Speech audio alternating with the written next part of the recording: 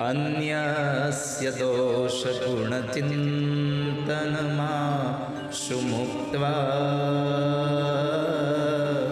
સેવા કથા રસમહો નિદ્રામ પિબત્વમ. પિતાજી, ધર્મમ ભજસ્વ સતતમ. તમે ધર્મને ભજો, પણ આ વ્યવહારિક ધર્મને છોડી દો હવે.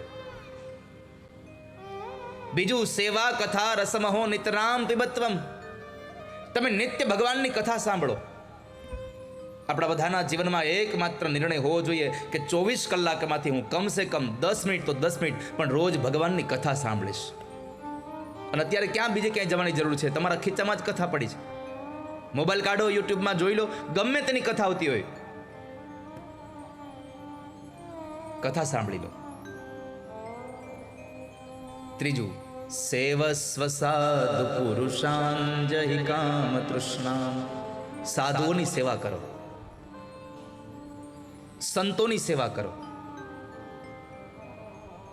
સાધુ એટલે ખાલી ઘર મૂકીને વયા ગયા હોય, આશ્રમ બાંધ્યો હોય, એ જ સાધુની વાત નથી કરતો હું. કારણ કે આ વ્યાસપીઠ દીર્ઘદ્રષ્ટિ કરવાવાળી છે.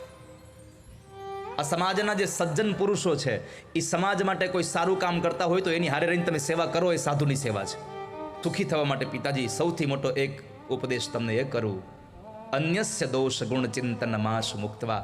આ સંસારના દોષ અને ગુણ આ બધું જોવાનું બંધ કરી દો. જોવું છે તો તમારી અંદર જોઈ લો બધું. પણ કરુણા એ છે, ગામના દોષ જોઈએ ને આપણો ગુણ જોઈએ. શાસ્ત્ર એમ કહે છે કે જોવા હોય તો ગામના ગુણ જોવો અને તમારા દુર્ગુણ જોવો. પણ આપણે અવળું કરી નાખ્યું છે.